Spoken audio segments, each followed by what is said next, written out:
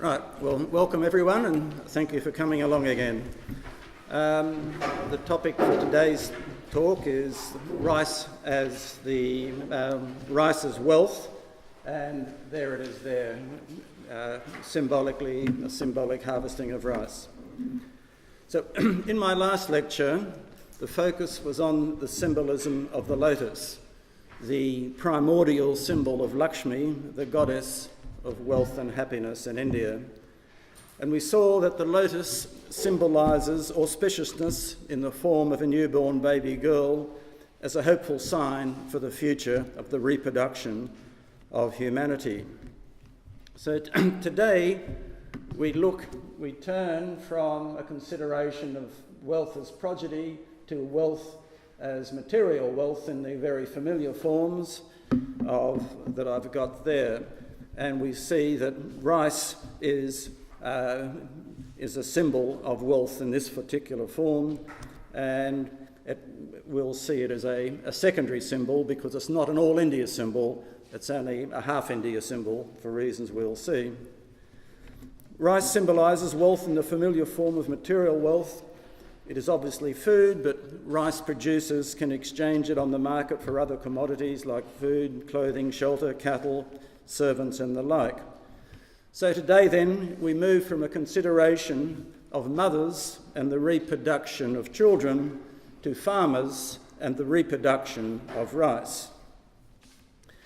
Now, to understand the questions I will be concerned with today and also next week, it is necessary for me to briefly clarify the method of analysis I am employing in this lectures. And I'll do so by means of an analogy. In India, there's two ways to construct a temple. One way is, the first method is to build up in the usual way by laying many small stones. But the second method is to carve down from one big stone. And the image here is from one of 100 caves excavated from the vertical cliffs near a place near Mumbai. And I should say, those students lucky enough to go on the trip to India, you will see caves like this near Orissa. So by analogy, we've got two methods of anthropological analysis. One method, as it were, moves upward using a method of generalisation, and downwards using the method of specification. The result is the same, but clearly the journey is very different. And in these lectures, I want to dig down, as it were. Now, my starting point was Jensen's very general theory of myth. And we saw that he made a very general distinction between tubers and cereals, and argued that these foods are used as the imaginative basis for myths about sacrifice and myths about theft, respectively. And we saw that the Prometheus myth, as he called the myth about the theft of grain, was a very widespread distribution throughout Asia, Europe, and parts of Africa. Now, in India, the Hindu myths about Sita and Lakshmi are such obvious variant forms of this general theme, it would be a very tedious exercise to devote any time to proving its generality. The more interesting questions lie in the other direction, that is to say, digging down into the specificities of the Indian case. In other words, just as Vishwakarma, when he carves out a temple from one big rock, we need to dig downwards, not upwards. We need to specify and to identify the cultural specificity of Bastar.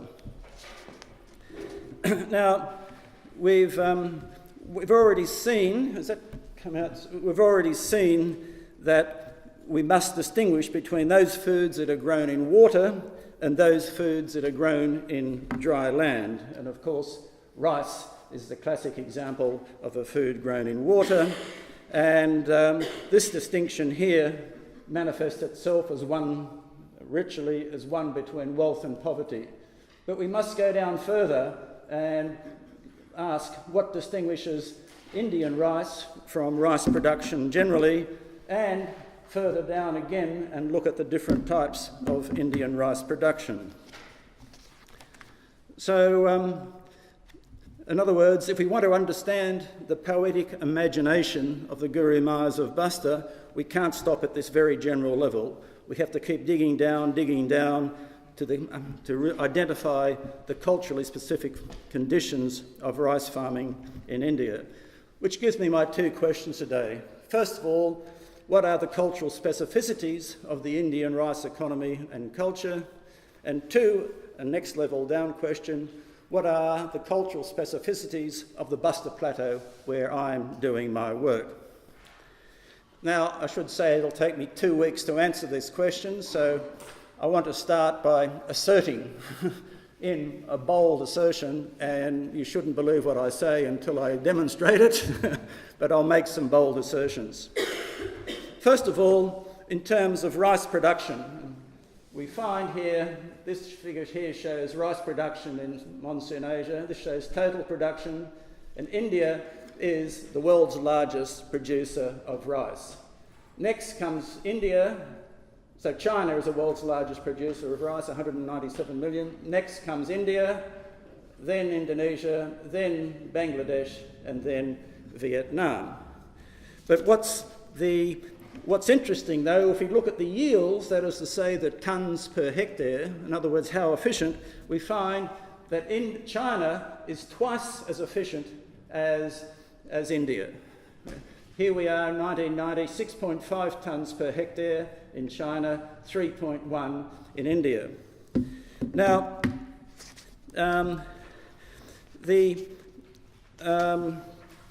this is not a recent development, and what's interesting, farming in both countries has changed radically over the last 50 years following the Green Revolution. Yields in both countries have increased 3 times, but the relative efficiency has remained the same. In 1952, Chinese farms yielded 2.3 tonnes per hectare, whereas Indian farms yield only 1.2. In other words, China is twice as efficient in relative terms to India. It has been like this way for thousands of years in the past, and it will be like this way for thousands of years in the future, for reasons we will find out later on in today's lecture. Now, I've also got here rice farming in poor old Bastar.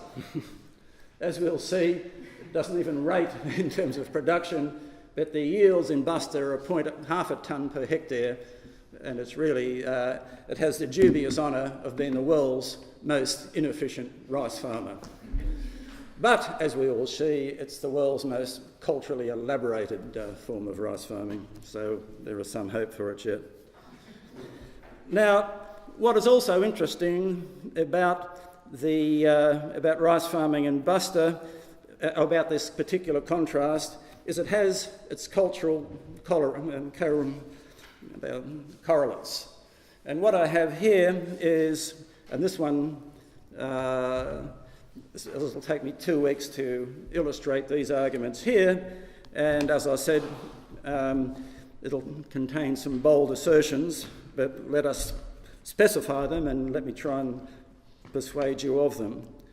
The relatively high economic status of farming in China and other parts of monsoon Asia is associated with a relatively high status of wheat relative to millet, and the relatively high status, ritual status I should say, of the farmer king relative to the warrior. And in China, up until the 1912 revolution, these ritual values were enacted at the beginning of the agricultural year, when the king would inaugurate the harvest year with a ploughing ritual. He would plough 3 rounds with a golden plough and sow rice. Next would come his princes, who would sow 5 rounds with a silver plough and sow millet. Third round, with the lower people, the iron ploughs, first was rice, then wheat, and then millet as last. Now these rituals, they were stopped in India, but they are of great antiquity, and they are still practiced today in Vietnam, Cambodia, Burma, and Japan, and we'll see later. Now in India, Kingship was abolished in 1947 when India became independent, but these state rituals are still carried on. Bastar has a king who participates in these ancient rituals. There are many of them, but in not one of them will he be seen with a plough. There's no way the king will be associated with such low status activity. The most important ritual he is engaged in is called Dasera, an all-Indian ritual celebrated at the end of the wet season. This celebrates his role as a warrior, not as a farmer. And kings all over India are associated with war elephants, not with ploughs, not with golden ploughs. And I should say that elephant there is not Lakshmi's mother. This is Irawata, not Irawati. The T is a sign of the feminine, and so that is a war elephant which males ride, and it's not the female elephant which is the mother of Lakshmi. Now, in the myths that these Indian kings celebrate, it's a classic Indian variation of the Prometheus myth. It's called the Ramayana. This celebrates the victory of Ram over Ravana, and he is a wife abductor. And this in turn is a classic variation on Homer's Iliad, and just as in Homer's Iliad, men slaughter millions of men. And the central problem, of course, is the abduction of women in both cases. Now, the interesting thing about the Lakshmi Jagar epic, no one gets killed. And the only violence is some domestic violence when Lakshmi is beaten up by her husband. And furthermore, this is not a state ritual, but a low-status community ritual dealing with a crop, that is rice, that has low status compared to that of wheat. And it should come as no surprise to feminists to learn that low-status rituals are associated with low-status things. Now, we notice one final contrast too. In the royal rituals in India and other parts of Asia, they valorise the ploughing rituals at the beginning of the year, not the harvest rituals at the end of the year. Secondly, they valorise the farmer as the king, and they don't valorise the product, i.e. in this case rice, as a woman. So you get a double twist. And these then are the arguments I want to illustrate in this week and the next. And so I want to begin at the very beginning, which is the story of Lakshmi Jagar, sung by these women. Now, like many other scholars in this room, I have an interest in oral traditions, but it seems to me our practice is a very problematic one because we transform the cultural products that we study. We turn them from oral traditions into textual traditions. And I'm not sure whether this is a good thing or a bad thing. But what I do know, it causes considerable violence to this wonderful living oral traditions. They are living, evolving, changing. And when we record them, we turn them into something that's fixed and unchanging. And secondly, the oral traditions, they excite every sense. The beautiful sound of music, the smell of the incense, and the touch of other people, and so on.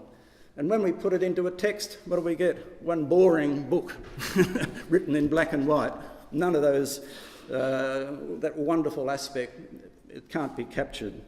So future generations will make their judgments on what we've been doing. But in the meantime, we can pray to the great gods to be forgiven to our sins, and we can treat these cultural products with the respect that they deserve. So, as a text, the Lakshmi Jagar epic contains, let's say, 31,000 lines and 4 books. In this first book, the great gods are invited to the ritual, and this tells, and they start with the tale of the Lotus birth of the gods and the creation of the world. And that was last week's lecture. Today we're going to do the next 3 books. And I want to explore the next 3 books which tell the story of Lakshmi. While the theme is wealth and happiness, most of the stories that make up these books tell the stories of unhappy wives and lazy husbands. The only way these women can get their lazy husbands into action is by going on hunger strike, which is a classic form of political action in India, used with significant effect by Mahatma Gandhi. So, Book 2 tells the story of Mengan's journey from the King Meng and Queen Mengan's journey from the upper world to the middle world. Queen Mengan is unhappy because she has never been to the middle world and wants to go there. King Meng doesn't want to go, but is persuaded when Queen Mengan stages a hunger strike.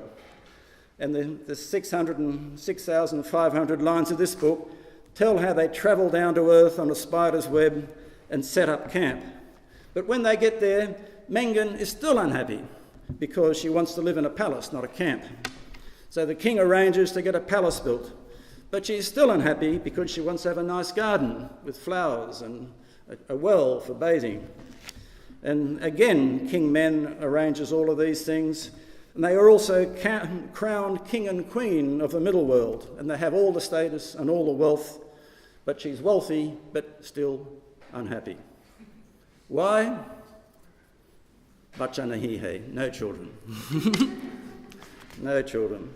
So, Book 2 ends with a wealthy but unhappy Queen Mengan. Book 3 tells the tale of King Shiva and Queen Parvati. Parvati is unhappy because people in the middle world must forage for food in the jungle. She urges her husband to clear the forest and to establish the first rice farm so that people of the middle world will have adequate supplies of food to live on. Again, she gets her lazy husband to work by going on a hunger strike. And the 5,000 lines of this book tell of how Shiva, or Mahadev as he's often called, establishes the first rice farm and sows the first rice seed. The book also tells the tale of the origin of the many different varieties of rice found in India. I was just saying, I made a mistake. I must confess, in my first lecture I said the people of Bastar are like the Inuit, because the Inuit have many words for rice and the people here have many words for rice. Someone told me that the Inuit only have 4 words for snow. So I take that back. But the people of Bastar have hundreds of words for rice. And they're like connoisseurs. You can give them a handful of different varieties of rice and they can distinguish them and tell them about the taste. And of course, you must have the best basmati rice or jasmine rice when you go to someone's place for a meal. Now, so books 2 and 3 then constitute the prelude to this narrative, and book 4 gets the whole story going. The inciting movement here in this narrative is the unhappy Queen Mengan, anxious to have a child, sends her husband to get a mango from Shiva. And I should say here in parentheses, it's a widespread belief found throughout India, but maybe not sure anywhere else. It's a widespread belief that women, childless women who will fall pregnant when they eat a mango. So those women who are going on that trip at the end of the year, just be careful with mangoes. Fortunately, there'll be none available then. So Shiva gives it on the condition that if a girl is born from the marriage, if the girl is born after she eats the mango, that she should be married to his younger brother Narayan, who's also known as Vishnu. So King Man agrees, he goes home, he plants the mango, the tree grows, and in India you can't eat the fruit of a mango unless a wedding has been performed, the very first. So they have to have a wedding for the mango, and then Mengan eats the newly harvested mango, and voila, she falls pregnant. And a girl called Lakshmi is born. So it's all the story's about Lakshmi, but we're halfway through the epic before she's born. So she then grows up, and when she reaches maturity, she gets married, which is now the climax of the whole epic. The trouble is Narayan is already married to the Akisrani, literally the 21 queens, which is another way of talking about Alakshmi. And he insists on his right to marry Lakshmi as per the contract his brother made. Lakshmi is very reluctant to do so because she's afraid of what the jealous co-wives will do to her. So this book is really about jealous women or jealous co-wives. Her father tells her that she must marry because of the contract, but is it agreed that Lakshmi live with Shiva and Parvati after their marriage, and that Narayan divide his time, sometimes with his 21 queens, the other time with Lakshmi. So now comes the denouement and final suspense. After the wedding, Narayan lived with Lakshmi and Shiva, Lakshmi lived with Shiva and Parvati, but after some time, Narayan began to miss his other wives. He returned to visit them, but then he began to miss Lakshmi. So he returned in the middle of the night to his brother's house and abducted Lakshmi, put her in a bag and carried her home. This is the abduction, the theft theme. And they all lived together with the 21 queens. And they were happily because Narayan never lets Lakshmi out of his sight. After some time, convinced there would be no problems, he returned to his work at the court. But then the jealous co-wives began to harass Lakshmi by giving her impossible jobs to perform. When she succeeded, thanks to the help of animal friends, they taught her how to cook. But when she was not looking, they added sand and cow dung and goat's poo and all sorts of things into the food. And Narayan came home and tasted it and said, "This is terrible, who cooked it?" And he forgave her the second time, but he forgave her the first time, but on the second time he built her up. And he built her up a third time, so much so that her skin swelled up like a granary. So she ran away from home via a tunnel dug by a rat. Then, of course, a famine gripped the king's household and the co-wives suffered much distress. The king went in search of Lakshmi, and after many adventures he found her and they were reconciled. He brought her back to the house to the delight of the queens, and there she lived happily ever after, being waited on by the 21 queens. So again, the classic tale of Lakshmi.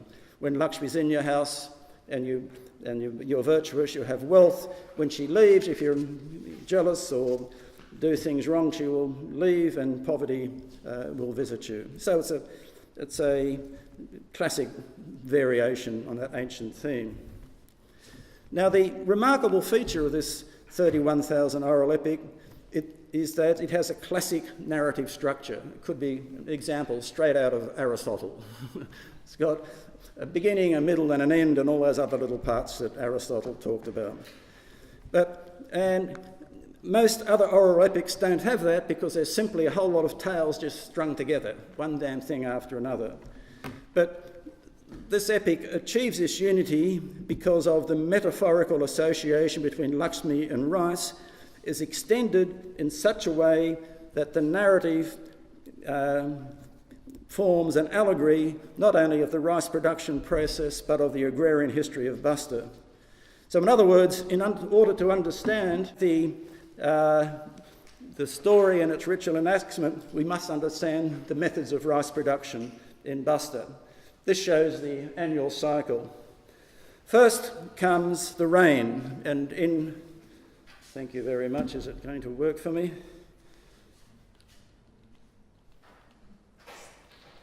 Oops, you must have them in the wrong way. First comes the rains, and thank you.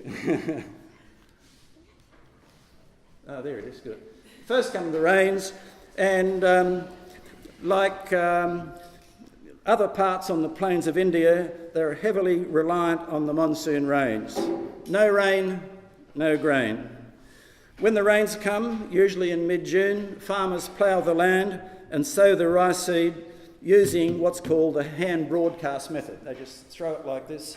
They don't use that system of transplantation you found in other parts of Asia because that's very labour intensive, and what the farmers don't want to do is waste all that labour. So they just take a bet and they'll sow rice, but in Bastar they'll also a bit of millet to guard against as a security. So they're sowing both millet and rice. And there's your rice, and there's your millet. There's your millet. Where is it? There. But by the way, I've noticed wheat's growing around here now. You notice wheat, it stands up straight like that. It doesn't curl over like rice. That's because rice has 10 times the yield, and the rice always flops over. Thank you very much. So after sowing, the rains fill the fields and the seeds germinate. Next comes the weeding, which is women's work. So the ploughing and the sowing is men's work, strictly men's work. There's a taboo on women doing those jobs. And the sowing takes a couple of months and keeps women employed for this time. The fields then dry out. The rice plants flower. You might recognise that from my first lecture. Lakshmi Jagar say, Lakshmi is swinging. And in fact, when the rice is flowering, people aren't allowed to go to the rice field because they say Lakshmi is making love. So there's taboo. And that is a pollination. Then comes a harvest, and then the threshing, which is done by cows walking around in circles, and then the sheaves of grain are taken to a threshing floor. Now what's interesting, the threshing floor again is a sacred place, taboo area for women. And it's interesting that the threshing, you can see the allegory between the threshing and the threshing Lakshmi gets, and these are related. So the grain is separated from the chaff. The grain is windowed and taken inside and stored in granaries. Some of it's set aside for next year's harvest, and the remainder is used for food, which must be dehusked to get rid of the skin. Now this process has been going on in Bastar for centuries, and when I went there in 82, it was still the same. Only last year, I went back last year in December, and I saw the first change. What's happening is some rich farmers are buying tractors and leasing out their tractors to other farmers. Some other farmers too are buying threshing machines and getting rid of this process. That'll have quite a significant effect on the whole ritual process. But the political imagination of the women has been shaped by these traditional farming methods and the symbolic equations they make. Now these are known to everybody, and so poor old cultural anthropologist has no work to do. There is no decoding possible because the people do it all for us. They know, for example, that Ming, the word Ming means cloud, and they know, this is the kinship chart of the thing, Ming and Men, their husband and wife, that's book 2, and so when they come down to earth, it's the rain's coming. And we know too, here is book 3, is Shiva and Parvati, and Shiva is well known as the sower of seed. Usually male seed in the form of semen, he's known as the erotic ascetic, but here there's a classic metonymical transformation of the classic Levi-Straussian kind, from male seed to rice, and so he is the seed sower. And then his brother, Narayan, can I assume all the kinship charts, you're all familiar with kinship charts? Male, female, that's husband, wife, 2 brothers, younger brother. He marries, he's already married to Alakshmi, who we all know is Akyasrani, or the millet, and the second wife is rice, so she comes later. So you can see what we get then is these 7 stages of the narrative have their exact analogy in the 7 stages of the rice production process. And there's a one-to-one relationship. So in the narrative, book 2, Ming and Mingan come to earth, and monsoon rains arrive. Shiva establishes the first farm, book 3, seed sowing. And book 4 is all of these parts here. Mingan eats mango and falls pregnant. That is the germination of the rice seed. That's 2 weeks' time. We'll come to that. Lakshmi is born and grows, the growth of the rice plant. Lakshmi marries Narayan, the flowering and harvest of rice. Lakshmi is bashed and run away, the threshing of the grain. And I haven't got time to go into the poetry of that. It's pretty serious poetry, but you can see that the allegory is there between the grain must be threshed twice. First of all, to separate the chaff from the grain, and the second, to separate the husk from what's the word for that, husk, and separate the husk from the grain itself. And then Lakshmi returns and the storage and wealth. So we should say too, rice is an imperialist crop and it comes after the others. And we can see from here is that as Lakshmi is, she's the second wife, so she comes in after the event. So this whole epic is ritually enacted, but there's really only one ritual, and that's the wedding. And there are 3 weddings, and the 3 weddings are enacted with extraordinary event. So the whole climax, the epic lasts it takes about 7 to 11 days to sing, to perform, and so I say between 5 and 11 days, it depends. And it's got to go for 3 years. If the first year is a 5-day ritual, the second year's got to be a 7-day ritual, and the third year's got to be a 9-day ritual. And it's always got to finish on a Thursday. And a Thursday in Halby is Lakshmi's day, Lakimbar. So Thursday is the day it's got to sing, but the singers must stretch their singing so that they sing about the wedding on the last day. And but the wedding ritual, it's epic. This last day goes for 36 hours. Starts in the morning, and hundreds of people turn up, mostly women and young girls, but men are not excluded. And they travel with the singers and priests to the rice field, where they harvest a few symbolic grains of rice, dress the rice up as Lakshmi, and bring her back to the place where the ritual is to be held. On the journey back from the rice fields, they pass almost every house in the village. And as the procession passes a house, the female head of that house will welcome Lakshmi and symbolically take her inside. And as this happens, she falls into a trance. And so it's I've never seen a trance before until I saw this ritual, and it's really quite something. Girls, little baby 4-year-old girls up to mature women falling into trances. And so they are all possessed by Lakshmi's spirit.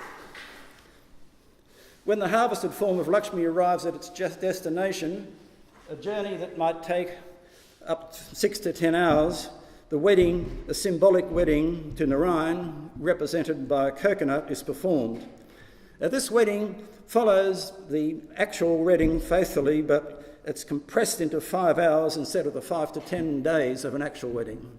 So you have this compression, and the singing and dancing goes on all night. And the people have this unbelievable capacity to participate and enjoy weddings. I get thoroughly sick of them. But in this epic, they perform 3 ritual weddings, and after the cold season, there's the hot season, which is the wedding season. So they spend 2/3 of their life almost engaged in wedding rituals. It's amazing. The wedding ritual then ends mid-morning next day, when the ritual accessories are taken to a tank and immersed in water. And it's, in the language of Halby, they say it's ritually cooled because all the objects they're heated up, as it were, religiously heated up. Now, this wedding, as I say, is the 3rd and final symbolic wedding, but the most important. But there are 2 other weddings as well. One happens in this stage here, when Shiva establishes his first rice farm. He notices that his newly sown crop begins to wither due to a lack of rain, and he holds a wedding for Bhima. And Bhima suggests that he invite Meng as a chief guest to the wedding. So at the wedding, Meng, the god of rain, comes along, and voila, all the rain comes as well. And so the 3rd wedding is this wedding of the mango, and again, these 3 weddings these attract most of the crowd. So they take up the ritual goes for about 11-day ritual. There'll be 3 days, the last day for the wedding of Lakshmi, another day for the wedding of Bhima, and another day for the wedding of the mango. And that attracts hundreds of people. So if Jensen's myth about the tuber provides the mythical values that inform sacrifice rituals, I would say the myth about Lakshmi provide the religious value that inform life cycle, the wedding ritual. So everything in Bastar is about this wedding ritual, and there's a sense in which the structure of the wedding ritual informs the structure of all life cycle rituals. So the two key points I want to bring home today, first of all, is Shiva's ritual value as the first rice farmer. And my second point is the emphasis given to the harvest stage over the first ploughing and seed sowing stage of the ritual. And I want to argue that these two facts are culturally specific to India. The first point establishes the cultural specificity of rice culture, and the second point, the cultural specificity of the question about Shiva's ritual status as a farmer establishes the cultural specificity of rice farming in Bastar, and the other point, the cultural specificity in India generally. So, okay, let me now situate this epic. So here is rice farming here, and what I want to argue is that there's a correlation between myths about Lakshmi and the wet zone. Now, Lakshmi, as an all-Indian goddess of great antiquity, has been celebrated in hymns, chants, songs and rituals for thousands of years. Mainly in the ancient Sanskrit oral traditions continue until today, and they have been influenced and have influenced by the many local traditions. Many of these have been transcribed, and the student of Lakshmi today is confronted by a vast oral and literate tradition in many languages, whose comprehension is, I suggest, beyond the scope of any one scholar. So one must proceed, therefore, with a certain humility and learn from the mistakes of other scholars. Now, I'll start off with this book by a Delhi-based scholar called Chakravarti. He claims that his book is, quote, the only book which contains all the mythical, social and cultural and even folk references about the goddess in one volume. So here it is. This is his great claim, rather foolish claim. And he also asserts that, and this is a correct claim, normally all the great gods and goddesses of the Hindu pantheon acquire their exalted positions because they have a large epic or legend, a Purana, written about them. And he notes that Lakshmi is the exception, and this is true. There's no Sanskrit epic glorifying Lakshmi. Every other major god and goddess has this big epic, or Purana it's called, about her. Now, that is the case in the Sanskrit, and the Sanskrit scholars I've consulted do not know of the existence of any Sanskrit epic about the Purana. What we have instead is many short hymns and songs that have been elaborated on and developed over the millennia. And a book by a Sanskrit scholar has collected all of these. It's a really wonderful book. And and what's interesting, her work, and she worked, I should say, in Delhi, up here in the wheat growing area. And she rightly mentions that the lotus is the primary symbol of Lakshmi, but she never mentions rice. None of these Sanskrit epics mention food, maybe one or two mentions of rice. So, but this should come as no surprise because Vedic India has its origins up here, and this is the origin of all Brahmanical values, and established on cattle and wheat and millet. Now, this brings me to the oral epics of the women of the Bastar Plateau and the Halbi language epics glorifying the life of Lakshmi refute Chakravarti's claims 100 times over. The Lakshmi Jagar epic, sung by Sukhdai Karam, the one I collected, is one of hundreds in this area.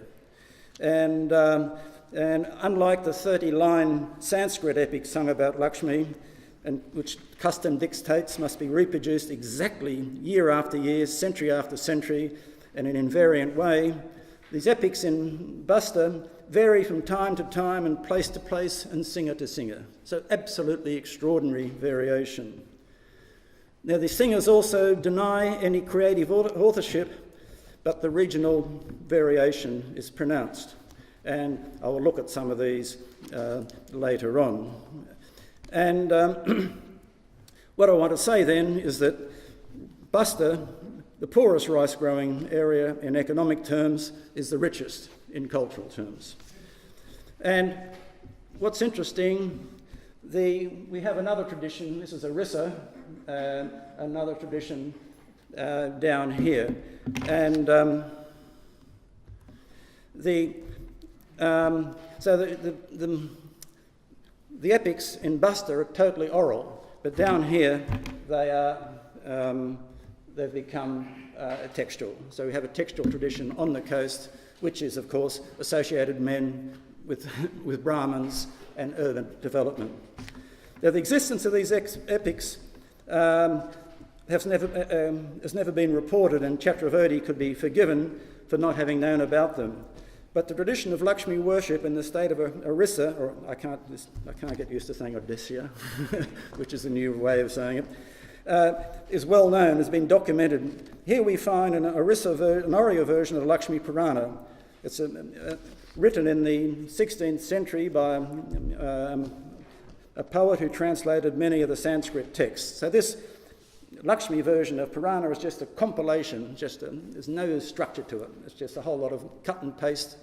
But it also has a very important folk tale, which is, and this folk tale is produced in small books like this, which women read when they perform these Lakshmi epics. But the story here is interesting. This folk tale tells of Lakshmi's tour around a city and how she entered the house of a sweeper woman and not of a Brahmin, because she found that the conduct of the sweeper woman was good and the conduct of the Brahmin woman was bad.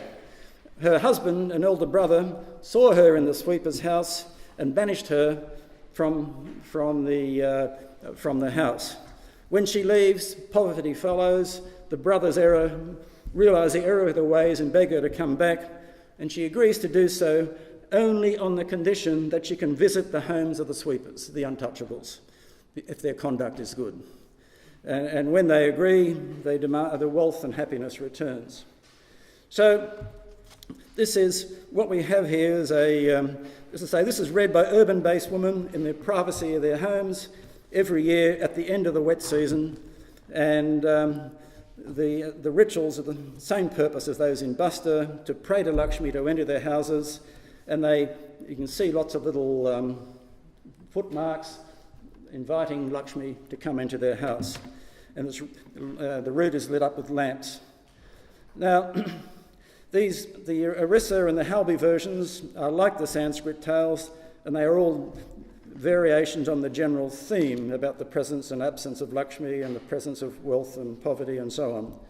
But what sets these apart is that Lakshmi here is personified as in the form of rice, and rice plays the important role. The other issue is this egalitarian ideology. It's very explicit in this the wet east, but it's only implicit up here in this Brahmin area. So India, it's known for its hierarchy, but hierarchy only makes sense if you've got equality. And Lakshmi is the goddess of equality, in a social sense, not an economic sense, and a religious sense. So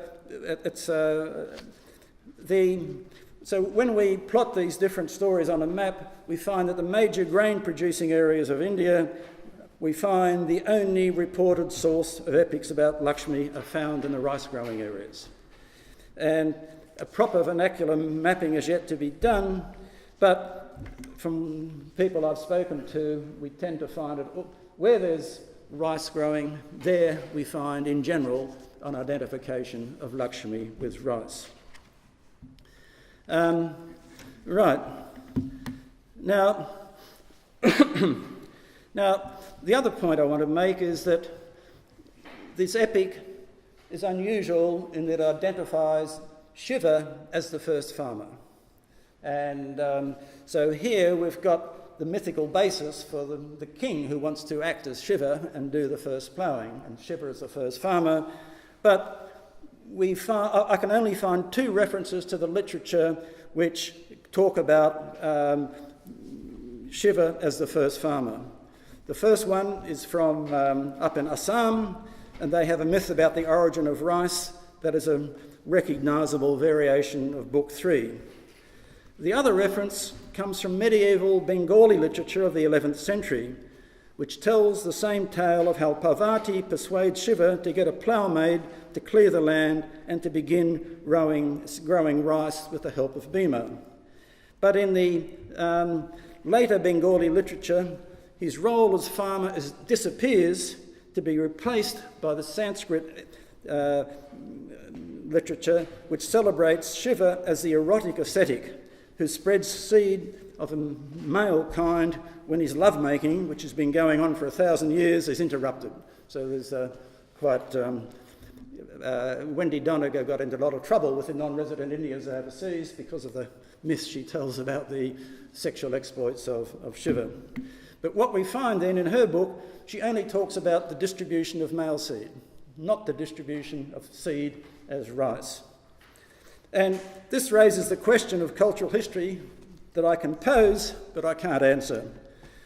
Why have the kings of India established their ritual identity based on Vishnu as a warrior king rather than on Shiva as the first farmer? Why, by contrast, have the kings of the East and Southeast Asia established their ritual identity of the king based upon farming? And as I say, while I can't answer these questions, we can at least begin to understand them if we ask the simple question of why rice farming in China has always been and always will be twice as efficient as rice farming in India. I come to that point now. Here I'm indebted to the time I spent in Japan. As I said, Japan has the best rice scholars in the world. They're rice eaters and they know all about rice. And I was at the University of Kyoto and I met this wonderful institute there, an agronomist by the name of Tanaka, who's not only an agronomist, he spent the Japanese do wonderful field work all over the world. He's spent a lot of time working on rice farming in different places of Monsoon Asia, and his work is informed by understanding of cultural history, of geography and of ethnography. And he finds that rice growing in Monsoon Asia falls into three distinct cultural types. An Indian type here, which covers a Chinese type, and what he calls a Malayan type. And this is based upon many different factors, including hydrology, i.e. water. What this slide shows is really the evolutionary history of rice. Rice begins its life as a floating plant. And then we have deep water rice, then we have rain-fed wet rice, irrigated wet rice, which is the most efficient. This is one of the least efficient. Then we have what's called upland rice, where the rice has moved up into the hills. The people of Bastar call that millet. It's not really rice at all. But this is the most, you find that obviously in many parts of Southeast Asia. But so here, this is the Chinese and the Malayan type, and here is the Indian type, which is based upon rain-fed agriculture versus irrigated. And we can begin to understand why this happens when we look at the landform. And we find that landform in India and in Monsoon Asia is one of 5 types. You have what he calls the intermontane basin type, which is, of course, mostly China, the Chinese area. Then you have the plains type, which again is mainly India. And then you have the volcanic foothill type, which is over here. And then you have the other types, the delta and the tribal swamp. So here is your classic intermontane basin type. And the thing about this is that water is plentiful. And rice growing in India, by contrast, is carried on in the plains where the water supply is relatively unreliable and heavily dependent on the monsoon rains. Farming in the Malay type is carried out on the volcanic foothills. Here the problem is too much water. And so in Southeast Asia, really irrigation is a form of drainage. You've got to drain the water away. And so those other two types, then we have plenty of water. But farmers living in the intermontane basins of China and the volcanic foothills of Southeast Asia can achieve their high yields by using labour-intensive methods of transplantation. Rice is germinated in little seed beds and then carefully transplanted on rows. It's a very labour-intensive system of production. And Tanaka said it's really a form of gardening, not farming. And so I think each plant is handled so delicately from every stage. Whereas, so he says I think it's interesting to see that as a form of gardening. The farming in the plains is very messy. Broadcasting of seed creates a higgledy-piggledy mass of shoots that must be thinned by a reploughing. And these ploughs are drawn by 2 oxen. Chinese farmers, by contrast, traditionally only had 1 draft animal or none, whereas in the volcanic foothills, they were labour-intensive methods of production. Tanaka also notes that the Indian and Chinese type have been most expansive in the sense that they've spread around. And rice farming, it seems, first emerged in the middle Yangtze Valley about 8,000 years ago. And it's also possible that another site of the origin of rice is in Orissa, but the jury is still out on that and more work has to be done. But it's possible you had 2 independent sites of rice cultivation. But Tanaka does not look at the rice mitchels, but if we can see here, I've got a very simple thing. So the India type rice is by plains instead of intermontane valleys and foothills. Water is scarce, water abundant. Rain-fed irrigation versus weir irrigation, steady supply of rain. Broadcast sowing versus labour-intensive transplantation methods. Women's harvest ritual, king's sowing ritual. So let's have a look at some of these sowing rituals.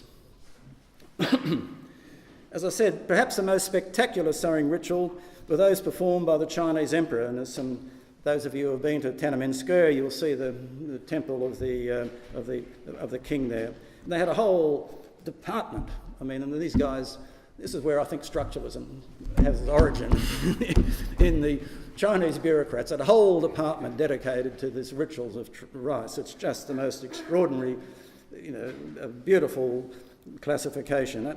And the emperor, in his capacity as a living representative of Sheng Nung, the divine first farmer, as I said, would first plough 3 furrows with a golden plough and sow rice. Next, his 3 princes would plough 5 furrows with a silver plough and sow wheat. Finally, his 9 officials would plough 9 furrows with an iron plough and plant millet. And so we get this classic ritual classification of these grains. And what's interesting, this ritual was performed in Beijing, which is a wheat-growing area. And so but rice was deemed to be the superior status game. As I said, that stopped in 1912, but it didn't stop in Vietnam following the Communist Revolution there. And it still goes on in Cambodia, Thailand and Japan. And you can, and according to Vietnamese traditions, the first ploughing ritual was a copy of the ancient Chinese ritual, and it was held in 987 AD. It has been held on and off until today, and during the Ming dynasty in 1802 to 1945, the ploughing ritual was one of the 3 most important rituals held. And as I said, unlike in China, the Communist Revolution did not bring an end to this ritual. And here we have in 2017, the president arrived at a ceremony driving a tractor to promote the mechanisation process. So the ritual is living on. Though the ancient ploughing ritual was abandoned in Cambodia during the Cambodian War, but reinstated by King Sihanouk in 1994. But in 2002, the Prime Minister refused to attend the ceremony, complaining the royal astrologers got it wrong, and when they failed to predict the previous year's flood, which killed 55 people. So these things, astrology and ritual and magic, and these things are still very important. And of course, they're still performed today by the Thai royal family. But what's interesting about the myths, the rituals here, is they are performed with the assistance of Brahmin and Buddhist priests. And this raises the question of whether they originated in India or they originated in China. But there's a classic study done by Wales, an anthropological study of Siamese state ceremonies, and he finds that China was the original inspiration and that the Brahmin and Buddhist influences came later. Now, this rapid survey of the rice cultures of Monsoon Asia has barely mentioned the Malay type, but I hope enough has been said to illustrate my point about the natural and cultural history in farming in India has been very different. As I said, there's absolutely no evidence that the kings of Bastar or anywhere in the rice-growing areas have ever identified with Shiva, and they never touch a plough. But there is abundant evidence that Lakshmi is personified as rice, and that harvest time, that's the harvest that is culturally elaborated. So, what is missing, in fact, from Bastar is any mention of wheat, and wheat has only been recently reintroduced into this area. I come now to a greater specificity of the Indian case, and we can do a bird's eye view or an ant's eye view. So if we take a bird's eye view of here's Bastar, and here's the Raipur plain. If we imagine an ant walking along here, the ant first of all starts on the Raipur plain at about 500 metres, rises up to the Bastar Plateau at 1,000 metres, rises up to the hills where Professor Hardenberg worked, and comes down quickly the other side.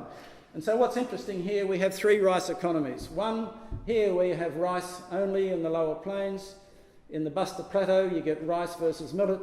And here up in the hills, you get a harmonic relationship between millet and rice. And we find in all three cases, you're going to get different stories of what's going on.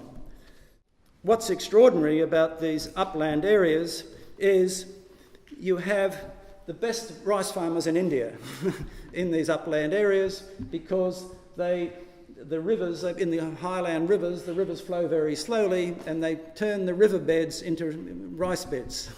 And so they use the transplantation method of production, and on the hills you grow the millets. So there's no opposition between the millet and the grain. And there's a whole different tradition there called Bali Jagar, which I defer to Professor Hardenberg's authority, because I've never studied. I've seen this a few times, another long epic tradition that I'm unaware of. But I think what's interesting here, there are three seasons in this greater area: a wet season, cold season, and a hot season. And at every season you have a different ritual myth. Lakshmi is only 1/3 of the story. And there's two other stories of which I know very little about, and which a whole lot more work needs to be done. So in conclusion, this very broad journey draws me to the conclusion that the Bastar Plateau is one of the least efficient in terms of technical efficiency, but one of the richest in terms of cultural ecology. But what's fascinating is as we get further down and further down, the differences in local ecology and political geography influence the tale that's been told. And I did a study here. I worked in Kundragaon. This is near Orissa.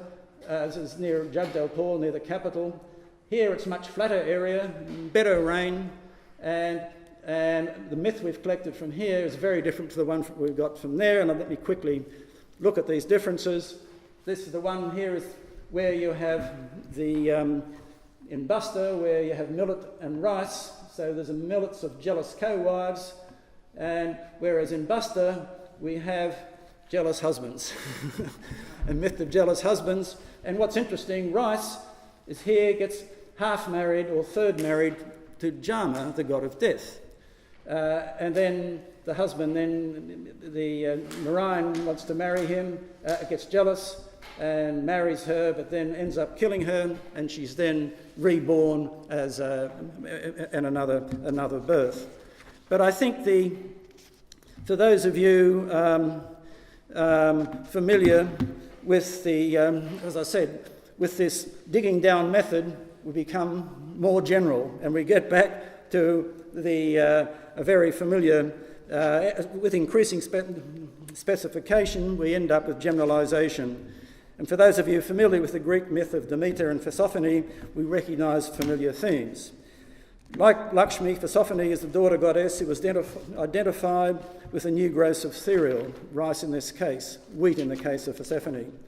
Like Lakshmi, Persephone is abducted by the god of death, with whom she is partially wedded. But in Persephone's case, she spends 4 months underground and with him every year, and 8 months above. The differences arise when it comes to the key familial relationships. In the North Bastar variation, it's a jealousy of co-wives. In another case, the jealousy of co-husbands. And here, the case, the jealousy of the grief of the mother. But again, you get this third marriage to the god of death. So,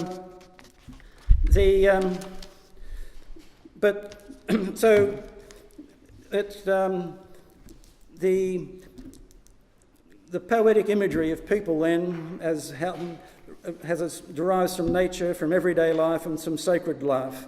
And as Fraser said, we do no indignity to the myth of Demeter and Persephone when we trace its origins to some of the most familiar yet eternally affecting aspects of nature, to the melancholy gloom and decay of autumn, to the freshness and brightness and verdure of the spring. The New Testament, for its part, expresses the allegory in a spiritual resurrection. Unless a grain of wheat falls into the earth and dies, it remains alone. But if it dies, it bears much fruit.